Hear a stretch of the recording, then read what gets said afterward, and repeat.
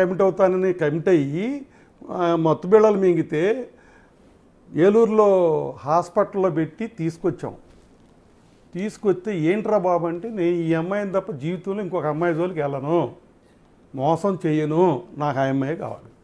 ఎవరు? గౌతమి కావాలని. గౌతమే కావాలి, నేను ఎవరిని చేసుకోను, ఏ అమ్మాయి అయితే వెళ్ళను, నాకు ఈ అమ్మాయే కావాలి. గౌతమియే కావాలని అటెంప్ట్ చేశాడు. ఏలూరు హాస్పిటల్లో డాక్టర్ సాయి అని ఆయన ట్రీట్మెంట్ చేశారు. చేశాక సేవ్ అయ్యాడు. అప్పుడు గౌతమి వాళ్ళ తల్లిదండ్రులు వచ్చారు హాస్పిటల్కి, తర్వాత ఇంటికి కూడా వచ్చారు. నేను చదువుకోమని పంపించాను. 18 ఏళ్ళకి లవ్ ఏంటి? వెరీ ఫస్ట్ ఇయర్ అయ్యిందో అవ్వలేదో వీడికి లవ్ అన్నాడు. ఇప్పుడు ఆ పాపకు కూడా అంతకుముందు లవ్ అఫైర్ ఉంది. మరి ఆమెకి వీళ్ళలో ఏమి నచ్చినాయో, వీడు వయసులో చిన్నాడు, ఇమ్మెచ్యూరు, చదువులో తక్కువ, అన్నిట్లో గౌతమి ఎక్కువ. ఆస్తిపాస్తుల సంగతి పక్కన పెట్టేయండి, వాళ్ళిద్దరు పర్సనల్ అట్రాక్షన్ కావాల్సిన కారణాలు చెప్పుకోవాల్సి వస్తే అన్ని రకాలుగా వీడు తరిగేగా. వయసులో చిన్నాడు వీడు, జూనియరు, నీకన్నా చదువు తక్కువ, కానీ యాక్టివ్ పర్సన్. ఆ రోజుల్లోనే కాలేజీలో చంద్రబాబు నాయుడు గారు బ్యానర్లు కట్టడం, టీడీపీ అని తిరగడం, కాలేజీలో మందలించారండి పొలిటికల్ బ్యానర్స్ అవి కట్టొద్దని. ఓకే. ఆ స్టేజ్లో కొంచెం లీడర్షిప్గా ఉండేవాడు చిన్నోడైనా. ఓకే. అలా మరి వీళ్ళిద్దరి మధ్యన జరిగిన దాంట్లో వాళ్ళ పెద్దల ప్రమోషను లేదు, మా పాత్ర లేదు. ఆ కుటుంబానికి ఏం తెలియదు వీళ్ళు లవ్ చేసుకున్నట్టు, మా కుటుంబానికి తెలియదు. లవ్ చేసుకున్నారు అన్నారు, తెలిసింది. వీళ్ళిద్దరూ కలిసి మా చుట్టాలింటికి వెళ్ళి అక్కడ పట్టుబడ్డారు. వాళ్ళు అబ్జెక్ట్ చేశారు, ఒక గదిలో వీళ్ళు ఉండి చేయటం. మా కంప్లైంట్ చేశారు. అప్పుడు మాకు తెలిసింది. ఏంటని అడిగితే కరెక్టే, ఆ అమ్మాయిలో మన ఇష్టపడుతున్నాను, ఆ అమ్మాయిని అదేంట్రా నేను చదువుకోమని పంపించాం, చదువు అవని, చదువు లేకుండా చదువు పూర్తి చేయకుండా లవ్ ఏంటి అని ఇన్ని కోపడ్డాం. సరే చదువు పూర్తి చేశారు. మళ్ళీ ప్రపోజల్ తీసుకొస్తే నేను దాన్ని పోస్ట్పోన్ చేయడానికి ఏం చేయాలో అర్థం కాక, అయ్యా నీకన్నా 6 ఏళ్ళు పెద్దది అక్క పెళ్ళి అయ్యాక నీ పెళ్లి చేస్తామని మా అయ్యంకుడు గారికి కూడా అదే చెప్పాం. మాకు ఆడపిల్ల ఉందండి, మీకులాగానే మాకు ఆడపిల్ల ఉంది, మా ఆడపిల్ల కూడా ఆడపిల్లే కదా, ఆ పాప పెళ్ళి పెద్దది కాబట్టి ఆ పాప పెళ్ళి అయ్యాక ఇది చేద్దాం అన్న. అలా ఏదో పోస్ట్పోన్ చేసుకుంటూ వస్తే వీళ్ళు ఏమన్నా గ్యాప్ వస్తుంది. అసలు ఇది అట్రాక్షనా, లవ్వా, లేకపోతే ఏంటి వీళ్ళ మధ్యలో ఉందో మాకు తెలియదు కదా. మరి ఆ అమ్మాయి ఈ అమ్మాయి మరి ఈయన ఎందుకు ఇష్టపడింది అనేది కూడా నాకు తెలియదు కదా. ఏమండి, మళ్ళీ వాయిదా వేసాం. వీడు సినిమాటోగ్రఫీ ట్రైనింగ్కి వెళ్ళాడు, ఆ అమ్మాయి MBA చదివింది. ఖాళీగా ఉండకుండా ఇద్దరు ఏదో చదువుకున్నారు. ఆ గ్యాప్లో మళ్ళీ ప్రపోజల్ వచ్చింది అయ్యాక. అమ్మ ఆ పాపను పిలిచి, అమ్మ ఒకసారి ఆలోచించు, వీడు సినిమాలు అంటున్నాడు, సినిమాల్లో యాక్ట్ చేస్తానంటున్నాడు. నేను 1980లోనే ప్రొడ్యూసర్ని, 1980లోనే ఒక పెద్ద డిస్ట్రిబ్యూటర్ని. ఆంధ్రప్రదేశ్లో ఫేమస్ అయిన అన్నపూర్ణ పిక్చర్స్ అనే సంస్థకి నేను బాస్ని. No partners. Okay. Annapurna Babu అంటే నేనే, అన్నపూర్ణ పిక్చర్స్ బాబు అంటే నేనే. ఓకే. ఎప్పుడు ఇది? 1980లో. ఓకే. సినిమా గురించో సినిమాలు తీసాను నేను 5 సినిమాలు. నా లాస్ట్ సినిమా పుణ్య దంపతులు 1987లో రిలీజ్ అయింది. మీరే ప్రొడ్యూసర్? అప్పుడు నేనే ప్రొడ్యూసర్ని. అప్పుడు స్లంప్ వచ్చింది, సినిమా స్లంపు. ప్రెసిడెంట్ గారు అబ్బాయి ఇది ఒకే రోజు రిలీజు. 2 సినిమాలు బాగున్నాయి అన్నారు కానీ జనం రాలంటే ఆ టైం అది మన కరోనా లాగా ఫిలిం కరోనా వచ్చింది అప్పుడు. ఓకే. మొత్తం స్టూడియో నుంచి మీకు కూడా సినిమా ఇండస్ట్రీతో చాలా దగ్గర సంబంధం ఉంది. మీరు ప్రొడ్యూసరు, డిస్ట్రిబ్యూటరు. 1964లో మా సొంత సినిమాలు ఉంది. ఓకే. 1900 సొంత థియేటర్ ఉందండి. సొంత థియేటర్ ఉంది 64లో హనుమాన్ జంక్షన్లో. సోమా రాజేంద్ర ప్రసాద్ గారని స్టేట్లో పెద్ద ఫెమిలియర్. ఆయన సొంత మాంగారు మా నాన్నగారు పార్ట్నర్స్. ఓకే. ఓకే. ఎప్పుడు ఇది? 60లో. 59లో ఇప్పటికీ మా దగ్గర దాసి ఉంది బుల్లెట్. ఆ రోజుల్లో సైకిల్ ఉంటే గొప్ప. 1959లో మా ఫాదర్ బుల్లెట్ ఉంది, ఇప్పటికీ ఉంది అది దాసి. ఓకే. ఎగ్జిబిషన్గా పెట్టాం. ఓకే. మేము తింటాక లేని వాళ్ళం, ఆ రేకుల షెడ్డు, బాత్రూమ్ లేదు, అడుక్కు తినే బ్యాచ్. నా పెళ్ళి అయ్యాక వాళ్ళు ఇల్లు కట్టుకున్నారు, డూప్లెక్స్ వేసుకున్నారు, మా డబ్బులు తీసుకెళ్ళి. వాళ్ళు ఈ మధ్య బాగున్నారు. 5 ఏళ్ళు వాళ్ళకి అన్నం లేకపోతే పై ఖర్చులు బియ్యం ఇచ్చినట్టు చెప్పింది ఆమె మీడియా. ఎగ్జాక్ట్లీ చెప్పిందాం. 5 ఏళ్ళు నేనే పోషించాను. బిఫోర్ దట్ పెళ్లి కాక ముందు వరకు వాళ్ళ ఫైనాన్షియల్ పొజిషన్ ఏంటి అని చాలా ఇంటర్వ్యూలో చెప్పింది కదా. మేము అడుగు తినేవాళ్ళమని, మాకు 5 ఏళ్ళు ఆమె పోషించినట్టు కూడా చెప్పింది. మాకు రేకుల షెడ్ అని, బాత్రూమ్ లేదని, పీరియడ్స్లో ఉండి నేను బాత్రూమ్కి వెళ్దామంటే బాత్రూమ్ లేదని చెప్పింది. 1998లో ప్లాన్ అప్రూవల్ ఇచ్చిన బిల్డింగ్ మాది. అథారిటీగా ఇప్పుడు మీ ముందు మాట్లాడేటప్పుడు ఏదైనా ప్రూఫ్తో చెప్దాం అనుకుంటున్నాను. అవునండి. పంచాయతీ అప్రూవల్, బిల్డింగ్ అప్రూవల్ 1998లో అయింది. 98లో ఆమె వయసు ఎంతో నాకు తెలియదు. ఆ రోజుల్లో ఒక బిల్డింగ్ మా అత్తగారిది, అది నాది కాదు. మా నాన్నగారు మేము పెరిగిన మేడ మా తమ్ముడికి ఇచ్చారు. చిన్నప్పటి నుంచి 60లో కట్టిన మేడ మా తమ్ముడికి ఇచ్చారు భాగాల్లో. సో నేను బయటకు వచ్చి మా అత్తగారి కాంపౌండ్లోకి వచ్చా. అప్పటికప్పుడు ఇల్లు కట్టలేం కదా సడన్గా.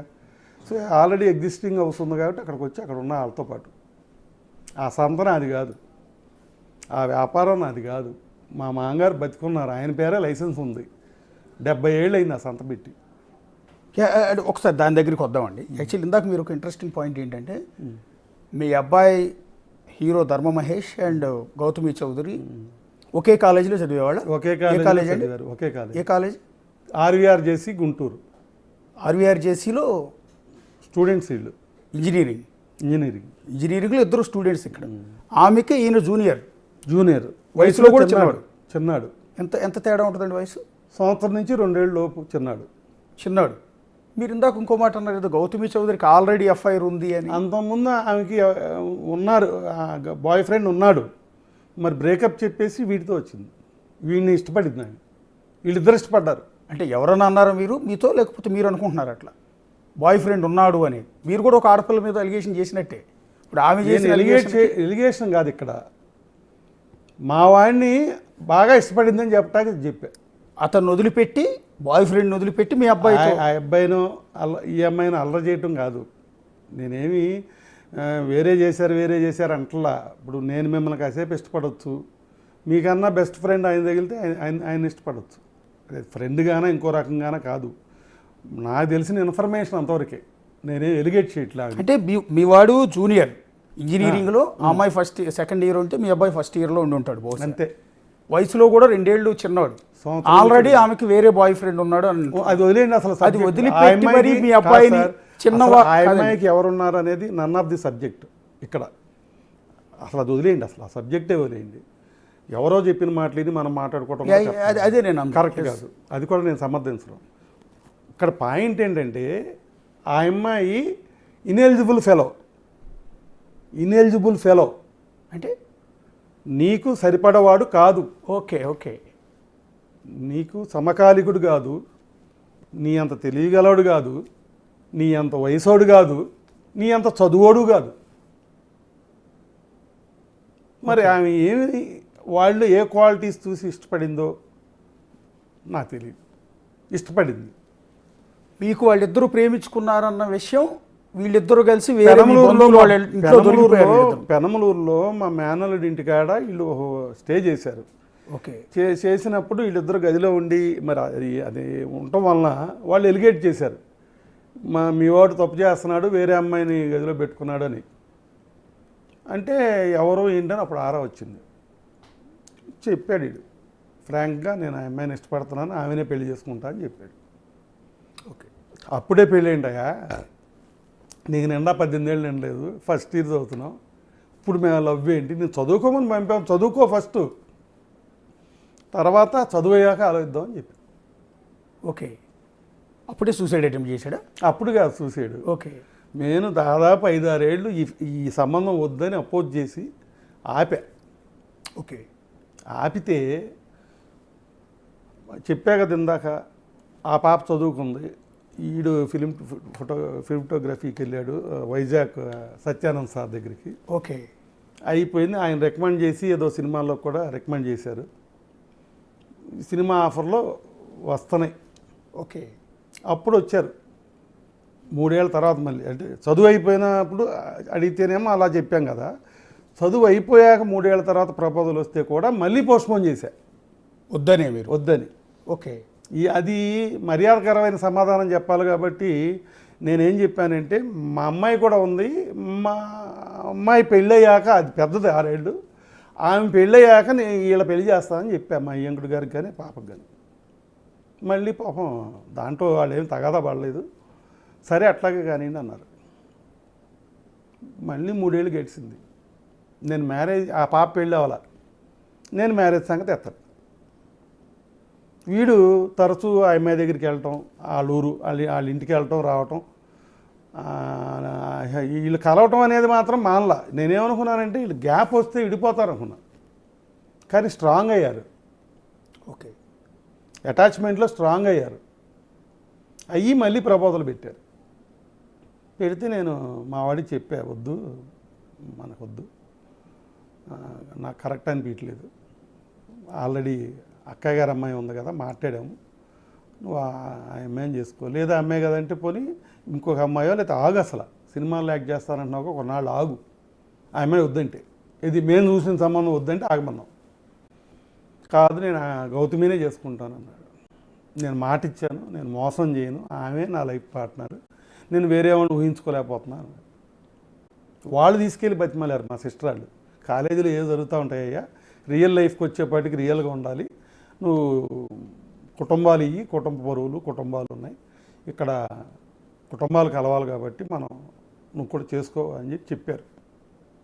వీడిని తీసుకెళ్ళి 6 రోజులకు వాళ్ళు క్లాస్ తీసుకున్న చివరికి 6వ రోజు కోడీడు, నేను ఆ అమ్మాయిని మోసం చేయను, నేను మాట ఇచ్చాను, నేను ఆ అమ్మాయినే చేసుకుంటా గౌతమిని అని చెప్పి వచ్చేసాడు. ఓకే. వచ్చేసి మా దగ్గర ప్రపోజల్ పెట్టాడు. నేను అసలు ఏమి ఎరగనట్టుగా వెళ్ళిపోతున్నా, గమనించాడు. ఈడు ఆ అమ్మాయి ఏం మాట్లాడుకున్నారో లేకపోతే ఏం ఆలోచనలు చేశారో నాకైతే ఏం తెలియదు, కానీ స్లీపింగ్ పిల్స్ మింగాడు. ఓకే. నేను లేగట్లా, ఒక రోజంతా అయిపోయింది లేగట్లా, ఏంటని చూస్తే వీడు స్పృహలో లేడు. సిరి హాస్పిటల్ ఏలూరు అని డాక్టర్ సాయి గారి దగ్గర ఇతను అడ్మిట్ చేసాం.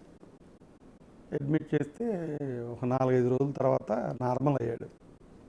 ఇంటికి తీసుకొచ్చాం, వాళ్ళు వచ్చారు చూడటానికి ఈ అబ్బాయిని, మా ఇంటికి కూడా వచ్చారు. ఏమండి వాళ్ళిద్దరూ ఇష్టపడ్డారు, దాంట్లో మా పాత్ర ఏం లేదు కదా, అట్లా మీ పాత్ర లేదు, ఇష్టపడ్డారు కాబట్టి పెళ్లి చేద్దాం అనుకుంటున్నామని వాళ్ళ పేరెంట్స్ అన్నారు. నేను ఇంతకుముందు చెప్పిన సమాధానం చెప్పలేకపోయా వాయిదాకి, ఎందుకంటే ఇటు క్లియర్గా చెప్పేస్తున్నాడుగా, అసలు ఆ అమ్మాయి లేకపోతే నేను బతకనని చెప్తున్నాడు, ఇక నేనేం చేయను, అల్టిమేట్గా నాకేం ఇష్టం లేకపోయినా కూడా పెళ్లి ఒప్పుకోవాల్సి వచ్చింది. అంటే సేమ్ కమ్యూనిటీ అండి మీరు వాళ్ళు? మా ఈయంకుడు గారు చౌదరీస్ అండి. ఓకే. మా మిస్సెస్ చెప్పాలంటే జమీందారులు. ఓకే. బ్రిటిష్ వాళ్ళ టైంలో 1947కు ముందే బస్సులు నడిపారు ఎవరు, మా మామగారు ఫ్యామిలీ. ఓకే. ఎర్రంకయ్య గారు, అయినంపూడి ఎర్రంకయ్య గారు అంటే విజయవాడ నిర్మాణూరు వాళ్ళది ఫేమస్ జమీందారులు వాళ్ళు, 100 ఎకరాల పొలం, ఆస్తులు బెదవాళ్ళు. బస్సులు అంటే ఏం బస్సులు అనుకుంటున్నారు, పొగ బస్సులు, బొగ్గేస్తే నడిచే బస్సులు, బొగ్గేస్తే నడుస్తాయి ఆ బస్సులు, దానికి మెడ్రాస్ మెకానిక్ రావాలి. ఆ రోజులు మనుషులు వాళ్ళు, ఆ ఫ్యామిలీ.